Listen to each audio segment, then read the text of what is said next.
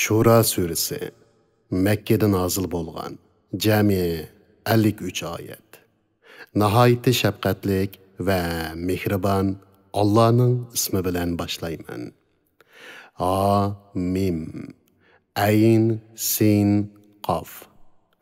G'olib hikmat bilan ish qilg'uchi Alloh sana va sendan ilgirki payg'ambarlarga mushundoq vahiy qiladi. Osmonlardagi shaylar va zimindagi shaylar Allohningdir. Ya'ni Allohning mulkidir. Allohning tasarrufi ostidadir. Alloh ustundir, kattadir. Allohning kattaligidan osmonlar yuqori tarafidan yerilib ketishga tos qiladi. Farishtalar Parvardigoriga tasbih aytadi. Hamda aytadi. Yer yuzidagilarga mag'firat tilaydi. Bilinglar ki Allah haqiqatan nihayeti mag'firat qilg'uchidir, nihayeti mehribondir. Allah'ını qo'yib boshqalarni ega qilib olganlarning amallarini Allah kuzatib turg'uchidir. Sen ularga homiy emassan. Makka aholisini va uning atrofidagilarni ogohlantirishing uchun, kishilarni qiyomat kunidan ogohlantirishing uchun sana biz mushundoq arabcha Qur'onni nozil qildik.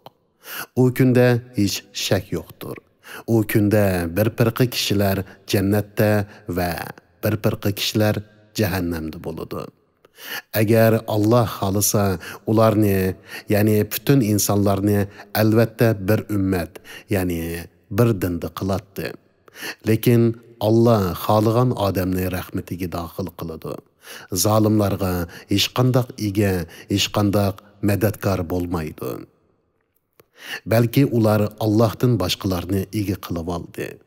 Faqat Allah egidir. Allah o'liklarni tirildirdi. Allah har narsaga qodir. Sizlar din ustida va uningdan boshqa har qanday narsa ustida ixtilof qilishmanglar. Uningga Allah hukm chiqaradi. Ey Muhammad, ularga aytqinki, ana shu Allah mening Parvardigorimdir.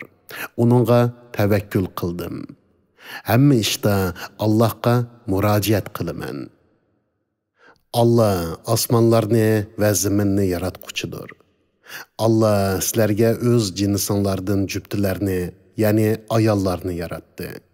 Hayvonlarga o'z tipidan juftilarni yaratdi. Bu orqali Allah sizlarni ko'paytirdi. Hech shay Allohga o'xshash emasdir. Allah hammani anglab turg'uchidir, hammani ko'rib turg'uchidir. Osmonlarning va zaminning xazinalarining ochqishlari Allohning ilkididir. Allah xohlagan kishining rizqini sinash yuzidan keng qiladi. Xohlagan kishining rizqini balog'i mutlaq qilib sinash yuzidan tor qiladi. Allah haqiqatan hamma narsani bilib turg'uchidir. Allah sizlarga dindan Nuhga tavsiya qilgan narsani sana, ya'ni Muhammad alayhissalomga biz vahiy qilgan narsani Ibrohimga, Musoga va Isoga biz tavsiya qilgan narsani bayon qildi. Sizlar dinni barpo qilinglar. Dinda tafriqachilik qilmanglar. Mushriklarga sen ularni da'vat qilgan narsa, ya'ni tavhid eg'ir keldi. Allah tavhidga xohlagan odamni tanlaydi. Allohning toyitiga qaytadigan odamni tavhidga boshlaydi. Yahudi, Nasara qatorliqlar ularga ilm kelgandan keyin, ya'ni ular Rasulullohning haq payg'ambarligini bilgandan keyin, ondan o'zaro hasad qilishib, firqalarga bo'lindi. Agar Parvardigoringning ularni jazolashni qiyomatgacha ta'xir qilishdan iborat so'zi bo'lmasa edi, ularning orasida albatta hukm chiqarilib bo'lgan bo'ladi. Ya'ni ular tez halok qilingan bo'ladi. Ulardan keyin kitobga varislik qilganlar, ya'ni Rasululloh bilan zamondosh bo'lgan ahli kitob haqida qattiq dargumondadir. Shuning uchun, ya'ni dinda ixtilof qilishganligi uchun ey Muhammad, barliq insonlarni to'g'ri din asosida ittifoq bo'lishga chaqirgin. Buyurilganing bo'yicha to'g'ri yo'lda ching turgin.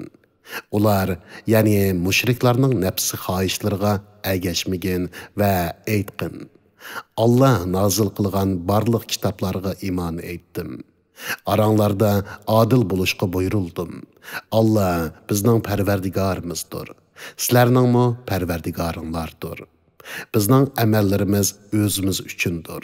Sizlarning amallaringlarmi o'zinglar uchundir. Sizlar bilan bizning oramizda jidallashishga o'rin yo'q. Chunki haqiqat oshkoridir. Allah qiyomat kuni bizni hukm chiqarish uchun yig'idi. Oxir qaytadigan joy Allahning dargohidir.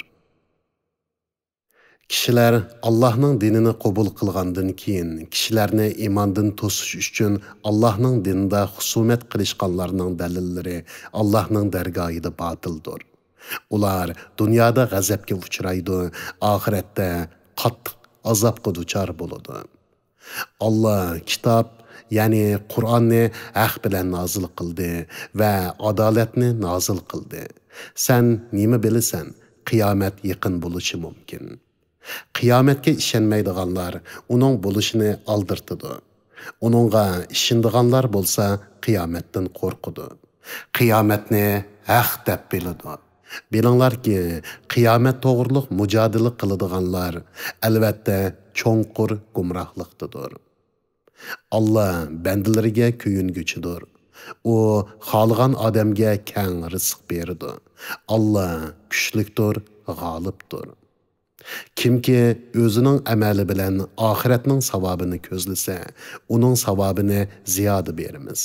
Kimki amali bilan dunyoning manfaatini ko'zlasa, uning tilagan manfaatining ba'zisini beramiz. Uningga oxiratda savobdan hech nasibi yo'q. Ularning Allah ruxsat qilmagan narsalarni din qilib bekitgan ma'budlari bormi? Allah'ның ularga berildigan azobni qiyomatgacha ta'xir qilish to'g'risidagi hukmi bo'lmasa edi, ularning orasida albatta dunyoda hukm chiqarilgan bo'ladi. O'zlariga zulm qilguvchilar, ya'ni kofirlar qattiq azobga duchor bo'ladi. Kafirlarning qiyomat kuni dunyoda qilgan gunohlarining jazosidan qo'rqib turganligini ko'rsan. Ular mayli qo'rqsin, qo'rqmasin, jazo ularga cho'qim nozil bo'lg'usidir. Iymon etgan va yaxshi amallarni qilganlar jannatlarning bog'chilarida bo'ladi. Ular Parvardigorning huzurida xohlagan narsalardan bahramand bo'ladi. Bu katta in'omdir. Allah iymon etgan va yaxshi amallarni qilgan bandalariga ana shu in'om bilan xush xabar berdi. Dinni tabliq qilganligimga sizlardan haq talab qilmayman. Faqat tuqqanchilik haqqi uchun meni do'st tutishinglarni, ya'ni Parvardigorimning da'vatini yetkazishimga cheqilmasliginglarni tilayman degan. Kimki biror yaxshi ish qilsa, uningga biz savobni ziyoda beramiz. Allah haqiqatan nihoyatda mag'firat qilguvchidir, oz yaxshilikqa ko'p savob berguchidir. Ular, ya'ni mushriklar, ya'ni Muhammad Allohga yolg'onni to'qidi demdi. Agar Allah xohlasa, ya'ni ular gumon qilgandek Allohga yolg'onni to'qigan bo'lsang, sening qalbingni pechatlayotgan bo'ladi. Allah botilni yo'q qiladi. Payg'ambarga nozil qilgan so'zlari orqali haqni haq qiladi. Allah haqiqatan dillardagi sirlarni bilib turg'uchidir. Allah bandalardan tavbini qabul qiladi.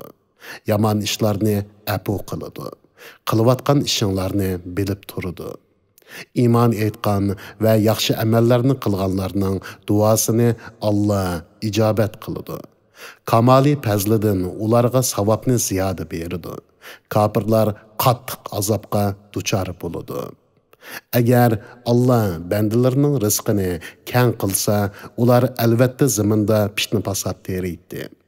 Lekin Allah xohlagan narsani o'lcham bilan tushiradi. Allah haqiqatan bandalarning ahvolidan to'liq xabardordir, uni ko'rib turg'uchidir. Ular yağmurning yig'ishidan umidsizlangandan keyin Allah yağmur yağdırıp beradi. Rahmetini yoyidi. Allah hammaning egisidir, madiyaga loyiqdir. Osmonlarning, zaminning yoritilishi va u ikkisida jondorlarning yeyilishi Allohning qudratining dalillaridandir. Allah agar xolisa ularni jami qilishga qodirdir. Sizlarga, ya'ni jininglar yoki melinglarga har qanday bir musibat yetsa, u sizlarning qilgan gunohinglar tufaylidan kelgan bo'ladi. Allah nurg'un gunohinglarni afu qiladi. Afu qilmaydigan bo'lsa, bala va musibatdan hech qutulmas edinglar. Ey mushriklar, sizlar zaminda Allohning azobidan qochib qutula olmaysizlar. Sizlarga Allohdan boshqa hech ega va madadkor yo'q. Dengizda qatnag'uvchi tog'dek kemilar Allohning qudratining dalillaridandir. Agar Alloh xolisa shamolni to'xtatib etadi-da, kemilar dengizning ustida to'xtab qoladi. Buningda qattiqlikda sabr qilg'uchi, kengchilikda shukr qilg'uchi har mo'min uchun nurg'un ibratlar bor. Yoki Alloh xolisa ichidagi kishilarning qilgan gunohlari tufaylidan kemilarni bo'ron bilan halok qiladi. Allah nurg'un kishilarning gunohlarini afu qiladi. Bizning oyatlarimiz haqida datalash qiladiganlar o'zlariga Allohning azobidan qochib qutuladigan joy yo'q ekanligini biladi. Dunyoning ne'matlaridan sizlarga berilgan har qanday narsa dunyo tirikchiligida foydalanadigan narsalardir.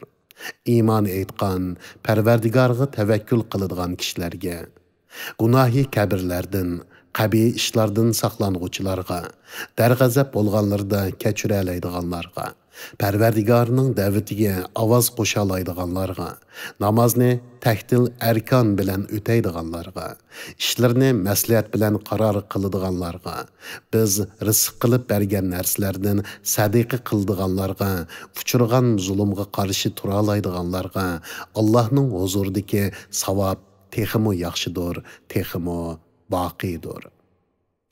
Bir yamanlıqның jazosi şununğa o'xshash bir yamanlıqdır. Ya'ni sana bir kishi qanchalik çeqilsa, shunchalik çeqilmay oshirib bo'lmaydi. Kimki intiqom ilishga qodir turuqliq afu qilsa va o'zi bilan yamanlik qilg'uchining orasini tuzsa, uning ajrini Allah berdi. Allah haqiqatan zulm qilg'uchilarni do'st tutmaydi. Zulmga uchirg'uchi odam intiqomni olsa, uni ayblashga bo'lmaydi. Ayiblanganlar faqat kishilarga zulm qiladigan, zaminda nohaq ravishda fitna-fasod teriydigan odamlardir. Ana shular qattiq azobga duchor bo'ladi. Kimki arziyatga sabr qilsa, Allohning roziligi uchun intiqom olmasa, bu albatta marg'ub ishlardandir. Allah gumroh qilgan odamga shuningdan keyin hech ega yo'qdir. Zolimlar azobni ko'rgan chaqda ularning dunyoga qaytishga yo'l bormidi deganligini ko'rsan. Ularning qo'rqqan, xorlangan holda do'zaxqa ko'zning quyruqi bilan qaragan holda do'zaxqa to'g'rilanganligini ko'rsan. Möminlar shubhisizki ziyon tortquchilar qiyomat kuni o'zlariga va oilasidagilarga ziyon solg'uchilardir deydi. Bilinglarki, zolimlar haqiqatan doimlik azobdadir. Ularga Allohdan boshqa yordam beradigan do'stlar bo'lmaydi. Allah kimni gumroh qilsa, uni dunyoda haqqa, oxiratda jannatga erishtirguchi hech yo'l bo'lmaydi. Allah tarafidan kelgan qarshi turg'ili bo'lmaydigan bir kun kelishdan burun Parvardigoringlarning da'vatini qabul qilinglar. Bu kunda sizlarga qochadigan joy tepilmay qoladi. Qilmishinglar nama amalinglarga yiziqliq bo'lganligi, a'zoyinglar uningga guvoh bo'lganligi uchun sizlar uni inkor qila olmaysizlar. Agar ular, ya'ni mushriklar iymondan yuz o'rsa, biz seni ularga kuzatchi qilib avatkinimiz yo'q. Sening vazifang faqat tabliq qilishdir. Agar insonga bizning rahmatimizni tetitsak, xo'sh bo'lib ketadi. Ularning qilgan gunohlari tufaylidan beshiga bir hodis kelsa, inson to'limi kufrona ne'mat qilg'uchidir. Osmonlarning va zaminning podshohligi Allohga xosdir. Allah nemini xohlasa shuni yaratadi. Xohlagan odamga qiz farzand ato qiladi, xohlagan odamga o'g'il farzand ato qiladi. Yoki ularga o'g'il qizni aralash beradi. Xohlagan odamni tug'mas qiladi. Allah haqiqatan hammani bilguchidir, hammaga qodirdir. Allah har qandaq odamga faqat vahiy orqali yoki parda orqasidanla yoki bir payg'ambarni avatib o'z izni bilan uningga xohlagan vahiyni qilish orqali so'z qilgan. Allah haqiqatan maxluqlarning sifatlaridan ustundir. Hikmat bilan ish qilg'uchidir. Shuningdek, ya'ni boshqa payg'ambarlarga vahiy qilgandek, amrimiz bo'yicha sana Qur'onni vahiy qildik. Sen vahiydan ilgari Qur'onning va iymonning nima ekanligini uqmayding. Lekin biz Qur'onni bir nur qildikki, uning bilan bandalarimizdan xohlagan kishilarni hidoyat qilamiz. Shak shubhisizki sen to'g'ri yo'lga boshlaysan. U osmonlardagi va zimindagi narsalarning hammasi o'ziga xos bo'lgan Allohning yo'lidir. Bilinglarki, hamma ish Allohga qaytadi.